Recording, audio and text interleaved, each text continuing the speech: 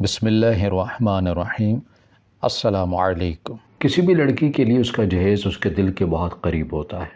اب آپ بیٹی کی پیدائش کے ساتھ ہی جہیز کا تنکا تنکا جوڑنا شروع کر دیتے ہیں، اور میرا جہیز بھی کچھ اسی طرح تیار کیا گیا تھا۔ ہمارے گھر کے حالات اچھے نہیں تھے، اسی لیے اماں نے میرے پیدا ہونے کے بعد سے ہی اسٹور میں رکھے ٹرنکوں میں میرے لیے سامان جوڑنا شروع کر دیا تھا۔ جب میرا رشتہ آیا تب تک وہ سامان بہت ہی پرانا ہو چکا تھا، لیکن کیونکہ اماں نے اسے بہت محبت اور محنت سے جوڑا تھا، اسی لیے میں نے بغیر نخرے دکھائے وہی سامان اپنے جہیز میں رکھ لیا۔ بس مجھے یہی سوچ کر شرمندگی ہوتی کہ میرے سسرال والے اتنا پرانا سامان دیکھ کر کیا کہیں گے۔ آج کے دور میں تو سسرال والے لڑکی کی عزت بھی اس کا جہیز دیکھ کر ہی کیا کرتے ہیں، اسی لیے میں کچھ پریشان بھی تھی۔ میرے سسرال میں ایک بوڑھی ساس اور ایک عمر رسیدہ نند تھی، جس کی شاید شادی نہیں ہوئی تھی یا پھر وہ طلاق یافتہ تھی۔ یہ بات مجھے ٹھیک طرح سے معلوم نہیں تھی، کیونکہ وہ لوگ اس بارے میں بات نہیں کرنا چاہتے تھے، اور اماں نے بھی اس بات کو کریدنا مناسب نہیں سمجھا تھا۔ البتہ جتنے بھی لوگوں کو پتہ چلا تھا کہ گھر میں ایک عمر رسیدہ نند موجود ہے، ان سب نے ہی ایسی ایسی باتیں کہی تھیں کہ میں مزید پریشان ہو گئی تھی۔ ہر کوئی کہنے لگا تھا کہ جب گھر میں بن بیاہی نند موجود ہو تو وہی سارے فساد کا جڑ بنتی ہے، لیکن میری اماں نے مجھے سمجھایا کہ ایسی کوئی بات نہیں ہوتی۔ پتہ نہیں کس مجبوری کی وجہ سے اس بیچارے کی شادی نہیں ہوئی ہو یا پھر ٹوٹ گئی ہو۔ تمہیں لوگوں کی باتوں میں آنے کی ضرورت نہیں ہے، بس محبت اور اپنائیت سے اس گھر اور اس کے گھر کے لوگوں کو اپنا لینا۔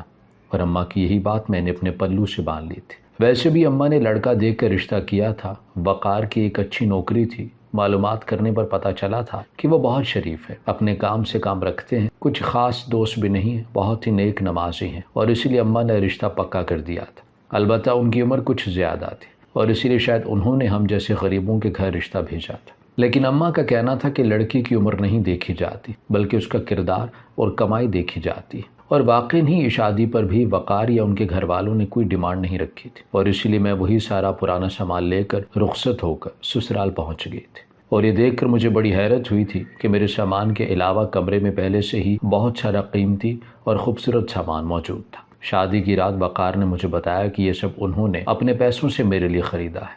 انہیں میری اماں سے کسی جہیز کی کوئی خواہش نہیں تھی، لیکن جب انہیں لگا کہ میری اماں نے بہت محنت سے میری خاطر یہ سب کچھ جوڑا ہے، تو اسی لیے انہوں نے جہیز لینے سے انکار نہ کیا۔ وہ کہنے لگیں کہ تمہیں یہ پرانا سامان استعمال نہ کرنا ہو تو انہیں سنبھال کے رکھ دو، اور میرا لایا ہوا سامان استعمال کر لو۔ وقار کی باتوں نے میرا دل جیت لیا تھا، میرے دل سے سارے وسوسے اور اندیشے دور ہو گئے تھے۔ اماں نے ٹھیک ہی کہا تھا کہ وقار بہت نیک ہے، اور انہوں نے شادی کی پہلی رات ہی یہ بات ثابت کر کے دکھائی تھی۔ میں نے اگلے ہی دن اماں کا دیا سارا سامان واپس اسی طرح پیک کر دیا۔ یہ سامان میرے دل کے بہت قریب تھا، لیکن اس جدید دور میں یہ چیزیں اب زیادہ استعمال نہیں ہوتی تھی۔ البتہ اماں کا دیا وہ زیور جو ان کے زمانے کا تھا، اسے میں نے ایک ڈبے میں ڈال کر ڈریسنگ ٹیبل پر ہی سجا دیا تھا، تاکہ کبھی میری اماں میرے گھر آئے تو انہیں یہ دیکھ کر خوشی ہو کہ میں ان کی دی ہوئی چیزوں کی قدر کرتی ہوں۔ میں ساری سیٹنگز میں مصروف تھی کہ میری بڑی نند، جنہیں وقار آپا کہا کرتے تھے، میرے کمرے میں چلی آئی اور مجھے مصروف دیکھ کر کہنے لگی، نرمین، تم نے تو پہلے ہی دن سے کام شروع کر دیا ہے، کوئی کام تھا تو مجھے بتا دیتی۔ ان کا لہجہ بہت ہی نرم اور خوبصورت تھا۔ میں نے فوراً کہا کہ نہیں آپا، کام کیا، بس اپنے ہی میکے سے لائے سامان کو سمیٹ رہی ہوں۔ وقار نے پہلے ہی اتنا سب کچھ کر دیا ہے کہ مجھے اپنی لائی چیزوں کی ضرورت ہی محسوس نہیں ہو رہی۔ وہ بستر پر ہی بیٹھ کر میری کی ہوئی سیٹنگ کا جائزہ لینے لگی، اور پھر اچانک ان کی نظر ڈریسنگ ٹیبل پر رکھے لکڑی کے باکس پر پڑی۔ بے ساختہ ہی وہ تعریف کرتے ہوئے کہنے لگی، یہ بڑا ہی خوبصورت باکس ہے، میں نے پہلے نہیں دیکھا تھا، اس میں کیا ہے؟ میں نے اٹھا کر وہ باکس دکھایا تو اچانک ہی وہ پھوٹ پھوٹ کر رونے پڑی۔ ان کے اس طرح رونے پر میں گھبرا گئی تھی کہ آپا کو اچانک کیا ہو گیا، اور مجھے ڈر بھی ہو رہا تھا کہ اگر وقار کمرے میں چلے آئے تو کہیں کچھ غلط نہ سمجھ بیٹھے۔ کچھ دیر ہونے کے بعد وہ خاموش ہو گئی، اور پھر وہ ڈبہ واپس اس جگہ پر رکھ دیا۔ میں نے پوچھا بھی، آپا کیا ہوا ہے، میری کوئی بات بری لگ گئی ہے؟ تو وہ مسکرائیں اور کہنے لگیں کہ نہیں نرمین، ایسی کوئی بات نہیں، بس یوں ہی آنسو آ گئے تھے۔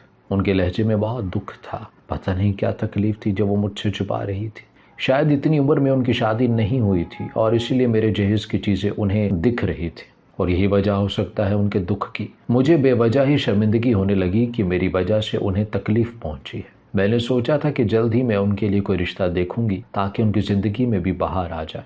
کچھ دیر وہ یوں ہی بیٹھ کر میرے ساتھ وقار کے حوالے سے باتیں کرتی رہیں، اور پھر جب اٹھ کے جانے لگی تو اچانک ہی پلٹی اور کہنے لگی، اگر تم برا نہ مانو تو میں اس میں موجود جھمکے کچھ دیر کے لیے اپنے کمرے میں لے جاؤں۔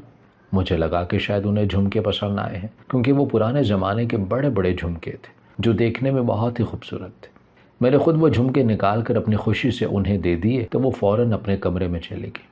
میں سوچنے لگی کہ پتہ نہیں وہ ان جھمکوں کا کیا کریں گے، شاید کچھ دیر پہن کر خوش ہو جائیں۔ وقار کسی کام سے گھر سے باہر تھے، کچھ دیر بعد لوٹے تو میں نے باتوں باتوں میں ان سے آپا کے بارے میں پوچھ ہی لیا، کیونکہ میں تو ان کے بارے میں کچھ بھی نہیں جانتی تھی اور آپا سے پوچھنے کی مجھ میں ہمت نہیں تھی۔ میری بات سن کر وقار کچھ دیر کے لیے خاموش ہو گئے اور پھر کہنے لگے کہ ابھی ہماری نئی نئی شادی ہے تو مجھ پر توجہ دو، کہاں آپا کے مسئلوں میں پڑ گئی ہو۔ وقار کی یہ بات مجھے بہت عجیب لگی۔ میں نے کوئی انوکھا سوال تو نہیں کیا تھا، آپا اسی گھر میں رہتی تھی اور ان کے حوالے سے میں سوال کر سکتی تھی، مگر وقار کے رویے نے مجھے یہ بات سمجھا دی تھی کہ فی الحال وہ آپا کے حوالے سے کوئی بات نہیں کرنا چاہتے، اسی لیے میں خاموش ہو گئی اور صحیح وقت آنے کا انتظار کرنے لگی۔ ویسے بھی ہماری شادی کے شروع کے دن تھے اور وقار کے سبھی دوست باری باری ہماری دعوتیں کر رہے تھے، اور کبھی وقار مجھے لے کر خود ہی ڈنر کے لیے نکل جاتے تو زیادہ سوچنے سمجھنے کی فرصت بھی نہیں تھی۔ وقار کی اماں بیمار تھی، وہ کوئی روک ٹوک نہ کرتی، نہ ہی آپا ہمارے کسی معاملے میں بولا کرتی تھی۔ جب تک وقار گھر پر ہوتی وہ زیادہ اپنے کمرے سے بھی نہیں نکلتی تھی۔ وقار کے جانے کے بعد وہ میرے پاس آ کر بیٹھ جایا کرتی تھی۔ وہ بہت کم باتیں کرتی تھی، زیادہ تر میں ہی باتیں کرتی اور وہ سنتی رہتی۔ کچھ ہی دنوں میں مجھے اندازہ ہو گیا تھا کہ وہ سیدھی سادی سی ہیں۔ البتہ ایک بات تھی جو بہت عجیب تھی، انہیں میرے جہیز کی چیزوں میں بڑی دلچسپی تھی۔ جب بھی میرے کمرے میں آ کر بیٹھتی تو میرے جہیز کی کسی نہ کسی چیز کو اٹھا کر لے جاتی، کافی دیر تک اسے دیکھتی، کبھی رونے لگ جاتی تو کبھی خاموشی سے کوئی چیز لے کر اپنے کمرے میں چلی جاتی۔ میں یہ سب دیکھتے ہوئے بھی چپ تھی۔ پتہ نہیں ان کے ساتھ کون سا دکھ جڑا ہوا تھا جو انہیں اس طرح آنسو بہانے پر مجبور کرتا تھا۔ نہ ہی وہ بتانا چاہتی تھی اور نہ ہی میں زبردستی ان سے پوچھ کر ان کی تکلیف کو بڑھانا چاہتی تھی۔ ویسے بھی میرے نزدیک میرے جہیز کی چیزیں قابل استعمال نہیں تھی، اسی لیے ان کے لیے جانے سے مجھے کوئی پریشانی بھی نہیں تھی، بلکہ میں تو یہ سوچا کرتی تھی کہ یہ اتنی پرانی چیزیں لے کر کیا کرتی ہیں، اب تو یہ سب فیشن میں بھی نہیں تھا اور نہ ہی ان کے کسی کام کا تھا۔ دن تیزی سے گزر رہے تھے۔ میری شادی کو مہینہ ہو گیا تھا اور اس ایک مہینے میں وہ میری کافی ساری اماں کی دی ہوئی جیولری اور کچھ کپڑے وغیرہ بھی لے گئے تھے، جنہیں میں نے کبھی استعمال تک نہیں کیا تھا، نہ ہی دیکھا تھا۔ وقار کی نوکری شروع ہوئی تو میں گھر کے کاموں میں مصروف ہو گئی، کیونکہ آپا کو اماں کی بہت خدمت کرنی پڑتی تھی۔ وہ سارا دن اپنی اماں کی خدمت پر مصروف رہا کرتی اور میں گھر کے کام کاج کر لیا کرتی۔ کوئی پریشانی ہے، لڑائی جھگڑا نہیں تھا، ہم سبھی بہت سکون سے رہ رہے تھے۔ اور پھر ایک دن ایسا ہوا کہ آپا کو اچانک سے اماں کو لے کر اسپتال جانا پڑ گیا۔ یہ پہلی بار تھا جو میری شادی کے بعد میں نے آپا کو گھر سے نکلتے ہوئے دیکھا تھا، ورنہ جب سے میں رخصت ہو کر آئی تھی آپا کہیں بھی نہیں گئی تھی۔ وہ جاتے جاتے کہنے لگیں کہ دیکھو نرمین، گھر کا خیال رکھنا، دروازے کو اچھی طرح لاک کر لینا، میں اماں کو چیک کروا کر لے آؤں گی، تم پریشان نہ ہونا، انہیں میری فکر ستا رہی تھی۔ ان کی بات سن کر میں نے کہا کہ آپ فکر نہ کریں، میں کوئی چھوٹی بچی نہیں ہوں، گھر کا بھی خیال رکھوں گی اور پریشان بھی نہیں ہوں گی۔ میری بات پر آپا مسکرائی اور کہنے لگی تمہیں حالات کا علم نہیں ہے، لوگ ایسے ہی بہانے سے کسی بھی گھر میں گھس جایا کرتے ہیں، کوئی کتنا ہی دروازہ کیوں نہ بجائے، تمہیں جاننے کی بات ہی کیوں نہ کرے، تم دروازہ مت کھولنا۔ آپا کی بات سن کر میں کچھ پریشان ہو گئی کہ ایسا کون آئے گا جسے میرے بارے میں پتا ہوگا، مجھے تو خود یہاں شادی ہو کر آئے مہینہ ہی تو ہوا تھا، شاید آپا کو ہی طرح طرح کی فکر ستا رہی تھی۔ اسی لیے میں نے کہا کہ ٹھیک ہے، میں کسی کے لیے بھی دروازہ نہیں کھولوں گی۔ میری بات پر مطمئن ہوتی وہ اماں کو لے کر اسپتال جا پہنچی۔ میں جلدی کھانا بنا رہی تھی کہ کچھ ہی دیر بعد گھر کا دروازہ بجنے لگا۔ میں نے جا کر پوچھا کون ہے تو باہر سے کسی لڑکے کی آواز آئی۔ وہ کہنے لگا کہ نرمین، یہ آپ ہیں نا، دروازہ کھولے، مجھے کچھ ضروری کام ہے۔ یہ سن کر میں ہکا بکا رہ گئی کہ یہ کون آیا ہے جسے میرا نام تک معلوم ہے، جبکہ میں تو یہاں کسی کو بھی نہیں جانتی تھی۔ میں نے گھبرا کر پوچھا کون ہے؟ تو وہ کہنے لگا کہ نرمین، میں شہزاد ہوں، آپ دروازہ کھولیں تاکہ میں آپ سے بات کر سکوں۔ ایک دم ہی میری جان نکل گئی تھی۔ پتہ نہیں یہ کون شہزاد ہے، میں تو کسی شہزاد کو نہیں جانتی تھی۔ مجھے آپا کی بات یاد آئی اور میں واپس بھاگ کر باورچی خانے میں آ گئی۔ شاید واقعی محلے کے حالات ٹھیک نہیں تھے، اس لیے آپا پریشان تھی۔ کچھ دیر دروازہ بجا کر وہ لڑکا واپس لوٹ گیا تھا، لیکن میرے ہاتھ پاؤں ابھی تک کانپ رہے تھے۔ مجھے وقار کی فکر ستا رہی تھی، اگر اس طرح کوئی غیر مرد ان کے سامنے میرا نام لیتا تو وہ میرے بارے میں کیا سوچتے۔ میں بے صبری سے آپا کا انتظار کرنے لگی۔ اب تو مجھ سے ایک پل بھی نہیں گزر رہا تھا، اور پھر کوئی آدھے گھنٹے کے بعد آپا اور اماں لوٹ آئیں۔ اماں کی طبیعت کافی بہتر تھی۔ میں نے کچھ ڈرتے ہوئے آپا کو اس لڑکے کے بارے میں بتایا۔ تو وہ کہنے لگیں کہ میں نے تو تمہیں پہلے ہی کہہ دیا تھا کہ حالات ٹھیک نہیں ہیں، آج کل سب یہی کچھ تو ہو رہا ہے، تم خبریں نہیں دیکھتی ہو، اسی لیے شاید تمہیں اندازہ نہیں ہے، آئندہ بھی اگر میں کہیں جاؤں تو ایسے ہی احتیاط کرنا۔ میں دل ہی دل میں آپا کے شکر گزار تھی کہ جو جانے سے پہلے انہوں نے مجھے اتنا کچھ بتا دیا تھا، ورنہ میری تو شاید جان ہی نکل جاتی۔ اماں کو دوائی دے کر سلانے کے بعد آپا میرے کمرے میں چلی آئیں اور باتیں کرتے کرتے انہوں نے اسی لکڑی کے ڈبے میں سے اماں کا ٹکا نکال لیا، اسے اپنے ماتھے پر رکھ کے شیشے میں دیکھتے ہوئے ان کی آنکھوں سے آنسو نکلنے لگے اور میرا دل بھی غمگین ہو گیا۔ آپا اتنی پیاری تھی، پھر بھی پتہ نہیں کیا بات تھی جو ان کی اب تک شادی نہیں ہوئی تھی۔ انہوں نے وہ ٹکا اپنے ماتھے پر لگا لیا اور پھر ایسے ہی اپنے کمرے میں چلی گئی۔ میں نے بھی انہیں نہ روکا، یہ چیزیں میرے کسی کام کی نہیں تھی، اگر انہیں خوشی مل رہی تھی تو میں بھی خوش تھی، اور پھر ایسا اکثر ہی ہوتا تھا کہ آپا کوئی نہ کوئی چیز اپنے کمرے میں لے جاتی تھی، پتہ نہیں اب تک کتنی چھوٹی چھوٹی چیزیں وہ لے کے جا چکی تھی، میں نے کبھی کوئی حساب ہی نہیں رکھا تھا۔ وقار سے آپا کے حوالے سے بات کرنا چاہتی تو وہ بات بدل دیتے۔ اس بات کو 2 دن بھی نہ گزرے، اماں کی طبیعت اچانک پھر خراب ہو گئی۔ اصل میں موسم بدل رہا تھا، سردیاں آ رہی تھی اور اماں کو سانس لینے میں بہت تکلیف ہو رہی تھی۔ وقار دفتر گئے ہوئے تھے، مجبوراً آپا کو ہی انہیں لے کر دوبارہ اسپتال جانا پڑا۔ جاتے جاتے آپا نے پھر وہی بات کی کہ دیکھو کسی کے لیے بھی دروازہ نہ کھولنا۔ میں نے کہا کہ فکر نہ کریں، اب تو مجھے اچھی طرح پتہ چل گیا ہے کہ یہاں کیسے کیسے لوگ رہتے ہیں، ہمارے علاقے میں تو ایسا بالکل نہیں ہوتا۔ آپا اماں کو لے کر اسپتال چلی گئی اور میں صفائی کرنے لگی۔ رسی پر پڑے آپا کے کپڑے سوکھ چکے تھے، میں نے انہیں طے کیا اور رکھنے کی غرض سے ان کے کمرے میں چلی گئی تو یہ دیکھ کر حیران ہوئی کہ ان کے بستر پر کافی سامان پھیلا ہوا تھا۔ آپا بہت صفائی پسند تھی اور اس سے پہلے کبھی بھی میں نے آپا کا کمرہ بکھرا ہوا نہیں دیکھا تھا۔ شاید اماں پر توجہ دیتے ہوئے انہیں اپنے کمرے اور اپنے آپ کے لیے وقت ہی نہیں مل پا رہا تھا۔ یہی سوچ کر میں نے ان کا سامان سمیٹنا شروع کر دیا اور پھر اچانک ہی میری نظر ایک ایسی چیز پر پڑی کہ میرے رونگٹے کھڑے ہو گئے۔ مجھے آپا سے ہرگز بھی ایسی امید نہ تھی۔ بظاہر سیدھی سادھی نظر آنے والی آپا یہ کیا کر رہی تھی؟ اور پھر میں نے جب بال کی کھال اتاری تو جو سچ میرے سامنے آیا اسے دیکھ کر میرے سر پر آسمان گر پڑا۔ مجھے اپنی نند سے نفرت ہونے لگی۔ اب مجھے سمجھ آ رہا تھا کہ میری چھوٹی چھوٹی اپنی چیزیں کمرے میں لے جانے کے پیچھے ان کا کیا مقصد تھا، اور وقار کیوں اپنی بہن کے ذکر سے بھی خائف تھے۔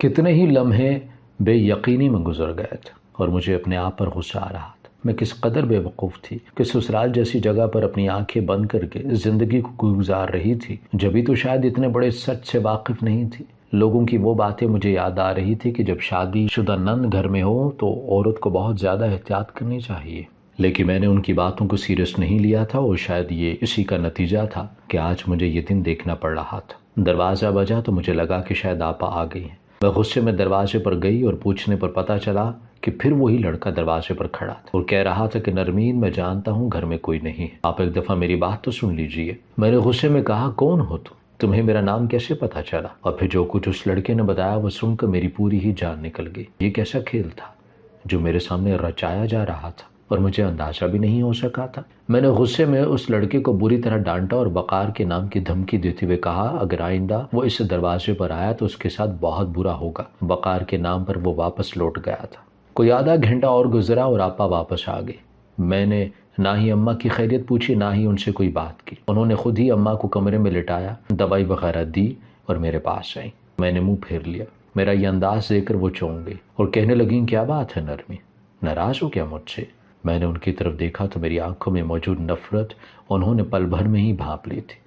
انہوں نے پھر یہی سوال دہرایا تو میں نے غصے میں کہا آپ کے کپڑے رکھنے آپ کے کمرے میں گئی تھی، وہیں آپ کا سامان سمیٹتے ہوئے مجھے آپ کا موبائل فون مل گیا اور پھر آپ کی ساری حقیقت کھل کر میرے سامنے آ گئی۔ آپ تو بڑی معصوم نظر آتی ہیں، بہت نیک بنتی ہیں، لیکن اندر سے کتنی مکار ہیں میں اچھی طرح جان گئی ہوں۔ مجھے پتہ چل گیا ہے کہ آپ مجھے برباد کرنا چاہتی ہیں، اور وہ بھی میرے جہیز کے سامان کے ذریعے۔ میں تو آپ کو اپنا مان کر ہر چیز آپ کو دیتی چلی آئی ہوں، اور آپ نے میری ہی چیزوں کا ایسا فائدہ اٹھایا میں سوچ بھی نہیں سکتی تھی کہ آپ ایسی گھٹیا عورت نکلیں گی۔ میری بات سن کر ان کے چہرے کا رنگ زرد پڑ گیا اور پھر وہ ایک دم ہی پھوٹ پھوٹ کر رونے لگی۔ لیکن آج مجھے ان پر بالکل بھی ترس نہیں آ رہا تھا، کیونکہ ان کے موبائل پر موجود تصاویر اور میسیجز میں نے خود پڑھے تھے، اور پھر وہ لڑکا جو دروازے پر آیا تھا اس نے بھی مجھے سارا سچ بتا دیا تھا۔ آپا میری جہیز کی جولری پہن کر اپنے چہرے کو چھپائے صرف جولری کو واضح کرتی، تصاویر کھینچ کر اس لڑکے کو بھیجا کرتی تھی، میرے نام سے اس لڑکے کے ساتھ پیار محبت کی باتیں کیا کرتی تھی، اور اس کے پیچھے ان کے کیا مقصد ہو سکتا تھا یہ بات میں اچھی طرح سمجھ سکتی تھی۔ وہ میرے اور وقار کے رشتے کو برباد کرنا چاہتی تھی۔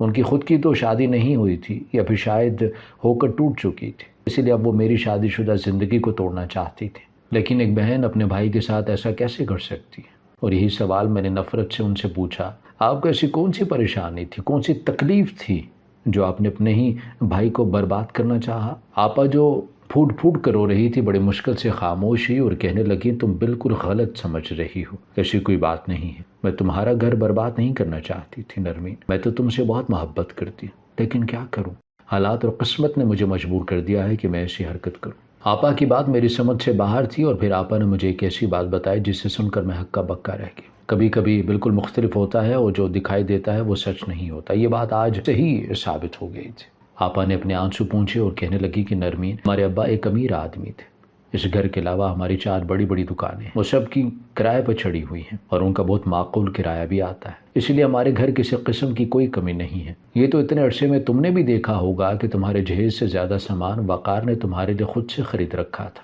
لیکن ہمارے ابا نے مرتے مرتے اپنی 4 دکانیں میرے نام کر دی اور یہ بڑا سا گھر بھائی کے نام۔ بھائی کو شروع ہی سے دکانوں میں کوئی دلچسپی نہیں تھی، اس لیے ابا نے وہ دکانیں میرے نام کر دی تھی تاکہ ان کا کرایہ آتا رہے اور میں اپنا اور اماں کا گزر بسر کرتی رہوں۔ کیونکہ ابا کے انتقال کے وقت میں کافی چھوٹی تھی اور ابا کو میرے مستقبل کی بہت فکر تھی کہ اگر بھائی نے میری اور اماں کی ذمہ داری نہ اٹھائی تو ہمارا کیا ہوگا۔ وقت گزرتا رہا اور ہم دونوں بڑے ہوتے چلے گئے۔ بھائی نے پڑھائی مکمل کی اور نوکری کر لی، دکانوں کے کرائے سے ہمارا گزر بسر ہونے لگا، سب کچھ بالکل ٹھیک ٹھاک تھا۔ لیکن پریشانی اس وقت شروع ہوئی جب میں نے جوانی کی دہلیز پر قدم رکھا اور میرے لیے رشتے آنا شروع ہو گئے۔ بہت سے اچھے اچھے گھرانوں کے رشتے آئے جو اماں کو بہت پسند آتے، لیکن وقار بھائی کہیں شادی کرنے کو راضی نہ ہوتے، ہر جگہ کوئی نہ کوئی مسئلہ نکال کر صاف انکار کر دیتے اور کہتے کہ میں اپنی بہن کی شادی کسی اچھی جگہ کروں گا۔ شروع میں تو اماں یہ سوچ کر خاموش ہو جاتی کہ وقار جو کہہ رہا ہے بہن کی بھلائی کے لیے ہی تو کہہ رہا ہے، لیکن پھر ہر گزرتے دن کے ساتھ اماں اور مجھے یہ احساس ہو گیا کہ بھائی میری شادی ہی نہیں کروانا چاہتے۔ بھائی نے جب 20 یا 25 رشتوں کے لیے انکار کر دیا تو اماں غصہ کرنے لگی، انہیں میرے مستقبل کی فکر ستانے لگی، لیکن بھائی کے آگے اماں کی ایک نہ چلی۔ اماں اس قدر پریشان رہی کہ انہیں ہارٹ اٹیک ہو گیا اور وہ بستر سے جا لگی۔ اماں کے بستر پر پڑتے ہی بھائی کو کھلی چھوٹ مل گئی اور انہوں نے صاف لفظوں میں کہہ دیا کہ وہ کبھی میری شادی نہیں کریں گے، کیونکہ اگر میری شادی ہو گئی تو وہ 4 دکانیں بھی بھائی کے ہاتھ سے نکل جائیں گی، جن پر ابھی مکمل طور پر بھائی کا قبضہ تھا، کیونکہ ان دکانوں کا کرایہ بھی بھائی کے ہاتھ میں ہی آیا کرتا تھا۔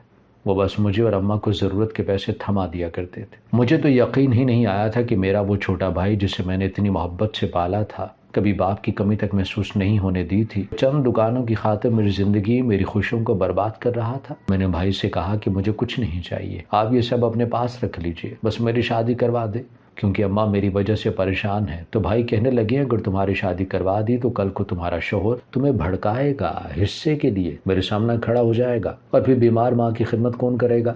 اسی لیے خاموشی سے ساری زندگی سے گھر میں گزار دو۔ اماں کی خاطر میں مجبور ہوگی اور خاموشی سے دن گزارنے لگی۔ عمر ڈھلتی چلی گئی، لوگ میرے حوالے سے باتیں کرنے لگے، ہر کوئی جاننا چاہتا تھا کہ میری شادی کیوں نہیں ہوتی۔ میں کسی کو کیا بتاتی کہ میرا سگا بھائی ہی میری خوشیوں کا دشمن بنا ہوا تھا۔ اور پھر ایسا ہوا کہ بھائی نے تمہیں کسی تقریب میں دیکھا، تم سے شادی کی بات کی تو میں اور اماں خود تمہارا رشتہ لے کر آئے۔ تمہاری اور بھائی کی شادی ہوئی تو میرے دل میں بھی ارمان جاگنے لگ گئے۔ میرا بھی دل چاہتا ہے کہ جس طرح تم بھائی کے ساتھ تیار ہو کر گھومتی پھرتی ہو، خوش رہتی ہو، میری زندگی میں بھی کوئی ایسا ہو۔ میں تمہارے جہیز کا سامان دیکھتی تو رو پڑتی کہ تمہاری ماں نے کتنی محبت سے اپنی پرانی چیزیں تمہیں رخصتی کے وقت دے دی، اور میرا بھائی مجھے سب کچھ نیا دے سکتا تھا، لیکن وہ پھر بھی مجھے رخصت کرنے کے لیے تیار نہیں تھا، اور پھر نہ چاہتے ہوئے بھی میں وہ کر گزری جو مجھے نہیں کرنا چاہیے تھا۔ تمہاری شادی سے کچھ دن پہلے ایک دن مجھے پڑوس والے شہزاد سے کچھ سودا منگوانا پڑا تھا۔ اس نے سودا لا کر دیا تو وہ ساتھ ہی اپنا نمبر بھی مجھے دے گیا اور کہنے لگا کبھی بھی کوئی ضرورت ہو تو مجھے فون کر دیجئے گا، میں جانتا ہوں کہ وقار سارا دن گھر نہیں ہوتا، میں خود آپ کو سامان لا کر دے دیا کروں گا۔ مجھے وہ لڑکا بہت ہی پسند آیا، اس کا انداز بھی بہت ہی شریفانہ تھا، اور بس وہیں سے میرا دل بے ایمان ہو گیا۔ میرے دل میں اس کے لیے بہت سے جذبات پیدا ہو گئے، لیکن میں نے وقتی طور پر اپنے آپ پر قابو پا لیا۔ لیکن پھر جب تم آئی اور میں نے تمہیں اور بھائی کو ایک ساتھ دیکھا تو اپنی اس تشنگی کو مٹانے کے لیے میں نے شہزاد کا وہ نمبر استعمال کیا جو اس نے مجھے کوئی 2 مہینے پہلے دیا تھا۔ جب میں نے اسے فون کیا اور اس نے پوچھا کہ میں کون ہوں تو بنا سوچے سمجھے میرے منہ سے تمہارا نام نکل گیا۔ وہ تمہاری شادی میں شریک ہوا تھا، اسی لیے تمہیں دیکھ رکھا تھا اس میں، جب میں نے اسے بتایا کہ میں اپنے شوہر کے ساتھ خوش نہیں ہوں اور اس سے بات کرنا چاہتی ہوں تو وہ مجھ سے بات کرنے لگا اور آہستہ آہستہ میری اور اس سے محبت پروان چڑھ گئی۔ لیکن وہ مجھے نہیں بلکہ تمہیں سمجھتا تھا، اسے میرا نہیں تمہارا نام پتا تھا۔ وہ مجھ سے تصویروں کی فرمائش کرتا تو میں جان بوجھ کر تمہارے جہیز کے سامان کی چیزیں پہن کر اسے تصویریں بھیجا کرتی، وہ بھی اس طرح کا میرا چہرہ نظر نہ آئے تاکہ کبھی اگر یہ بات کھلتی تو میرا نام سامنے نہ آتا۔ میں ڈرتی تھی کہ کہیں وقار میری جان نہ لے لے، کیونکہ اسے یہ بات کسی صورت گوارا نہیں تھی میری زندگی میں کوئی اور مرد آئے۔ میں نے تو بس یہی سوچ کر شہزاد کے ساتھ بات شروع کی تھی کہ میرے اندر کی محرومیاں ختم ہو جائیں گی، لیکن دھیرے دھیرے مجھے اس سے محبت ہو گئی۔ نہ ہی میرا مقصد غلط تھا نہ ہی ارادہ، بس حالات نے مجھے مجبور کر دیا تھا کہ میں غلط راستے پر قدم رکھ دوں۔ لیکن اس سے بھی بڑی غلطی مجھ سے یہ ہوئی کہ میں نے اپنی جگہ تمہارا نام لے لیا۔ اگر میرا بھائی صحیح وقت پر میری شادی کر دیتا تو شاید میں یہ سب نہ کرتی۔ چند دکانوں کی وجہ سے میرے بھائی نے میری زندگی برباد کر دی، یہ کہہ کر آپا پھوٹ پھوٹ کر رو پڑی اور میں ہکا بکا رہ گئی۔ بظاہر نیک نمازی اور اچھا دکھنے والا وقار اندر سے اس قدر لالچی ہو سکتا تھا، یہ میں سوچ بھی نہیں سکتی تھی۔ سمجھ نہیں آ رہا تھا کہ مجھے کیا کرنا چاہیے۔ میں نے بڑی مشکل سے آپا کو خاموش کروایا اور پھر ایک ایسا فیصلہ کیا جو میرے لیے بہت مشکل تھا۔ میں نے آپا کو اپنا فیصلہ بتایا اور پھر اسی شام سے آپا کے ساتھ جھگڑے شروع کر دیے۔ ہر چھوٹی سے چھوٹی بات پر میں فساد کھڑا کر دیتی۔ 4 دن بھی نہ گزرے تھے کہ وقار تنگ آ گئے اور پھر میں نے وقار سے کہا کہ اب اپنی بہن کو رخصت کرو ورنہ میرا اس گھر میں رہنا مشکل ہو جائے گا۔ وقار نے کہا کہ اگر رخصت اس کو کر دیا تو نہ چاہتے ہوئے بھی اس کو اس کا حصہ دینا ہوگا۔ یہ سنتے ہی میں نے وقار کو بتایا کہ بہن کا وراثت میں حق دینا کس قدر اہم ہے، شریعت میں اس حوالے سے کیا کیا باتیں ہیں۔ میری باتوں نے وقار پر بہت اثر کیا اور وہ راضی ہو گئے کہ آپا کی شادی کر دیں گے۔ کچھ روز کے ہونے والے جھگڑوں سے بھی تنگ آ چکے تھے وہ خود بھی، اور پھر آپا نے خود ہی شہزاد کو بتا دیا کہ ان سے بات کرنے والی میں نہیں بلکہ آپا خود ہیں۔ یہ سن کر بھی شہزاد پیچھے نہ ہٹا اور کہنے لگا اس نے آپا کی باتوں، ان کے کردار، ان کی نیت سے محبت کی تھی۔ چہرے کو اس نے کبھی تصور ہی نہیں کیا تھا۔ وہ آپا سے شادی کرنے کو راضی تھا اور پھر شہزاد اور آپا کی شادی بھی سادگی سے کر دی گئی۔ وقار کو اس سب کے بارے میں نہ کوئی علم تھا اور نہ ہی کبھی میں یا آپا بتانے والے تھے۔ آج آپا اپنے گھر میں خوش ہیں۔ وقار نے انہیں وراثت کی جو دکانیں دی تھی، آپا نے ان میں سے 2 کا کرایہ خود لیا اور 2 کا وقار کے حصے میں چھوڑ دیا۔ آپا میری بہت شکر گزار تھی کہ میں نے انہیں غلط نہیں سمجھا بلکہ ان کا ساتھ دیا تھا۔ کبھی کبھی میں سوچتی ہوں کہ ہم مسلمان ہیں اور یہ بات اچھی طرح جانتے ہیں کہ شریعت نے بہن کے حقوق کو کتنے کھلے اور واضح الفاظ میں بیان کیا ہے۔ ہم بہنوں کے حقوق ادا کرنے میں کوتاہی کرتے ہیں۔ کیوں ہم وراثت میں سے ان کا حصہ دینے کو اپنے پر بوجھ سمجھتے ہیں جبکہ یہ خدا کی طرف سے انہیں ملے گئے حقوق ہیں؟ کیا آپ لوگوں نے بھی ایسے لوگوں کو دیکھا ہے جو بہنوں کے حقوق کو سلب کر جاتے ہیں اور ان کی ادائیگی کو خود پر بوجھ جانتے ہیں؟ بہنوں کی شادیوں کو صرف اس لیے نہیں کرتے کہ کہیں ان کا حصہ نہ دینا پڑ جائے۔ ہماری ویڈیو اگر آپ کو پسند آئی ہے تو ضرور لائک کیجیے، اپنی رائے دینا چاہیں تو کمنٹس کیجیے، اچھی لگے تو شیئر کیجیے۔ اس کے ساتھ ساتھ اگر آپ نے ہمارا چینل سبسکرائب نہیں کیا تو ضرور کیجیے اور بیل آئیکن پر لازمی کلک کیجیے تاکہ ہماری ہر آنے والی ویڈیو آپ تک بر وقت پہنچ سکے۔